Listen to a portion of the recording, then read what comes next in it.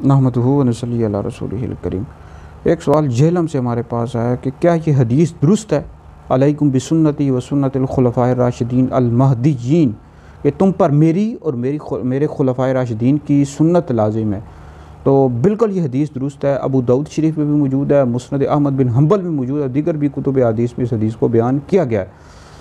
حضرت سیدنا ارباز بن ساریہ رضی اللہ تعالیٰ عنہ سے روایت ہے، اور اس میں کافی طویل حدیث ہے، میں آخر کے جو الفاظ ہیں وہ بیان کر دیتا ہوں۔ علیکم بسنتی و سنت الخلفاء الراشدین المہدیین، کہ تم پر میری اور میرے خلفائے راشدین کی سنت لازم ہے جو ہدایت یافتہ ہیں، وعدوا علیہا بالنواجذ، اور ان کو دانتوں کے ساتھ مضبوطی کے ساتھ پکڑ لو۔ تو سب سے پہلی بات یاد رکھیں کہ خلفائے راشدین 5 حضرت ابو بکر صدیق، حضرت عمر، حضرت عثمان، حضرت علی اور امام حسن مجتبیٰ رضی اللہ تعالیٰ عنہم اجمعین۔ امام حسن مجتبیٰ رضی اللہ تعالیٰ عنہ پر خلافت راشدہ ختم ہو جاتی ہے، خلافت راشدہ 30 سال تک رہی۔ تو اس حدیث میں اگر آپ لوگ غور کریں تو حضور علیہ الصلوۃ والسلام نے فرمایا تم پر میری اور میرے خلفائے راشدین المہدیین کی سنت لازم ہے۔ تو حضور نے ان کو اپنا خلیفہ کہتے ہیں نائب کو، ان 5 نے حضور علیہ الصلوۃ والسلام کی سچی نیابت کا پورا حق ادا فرمایا۔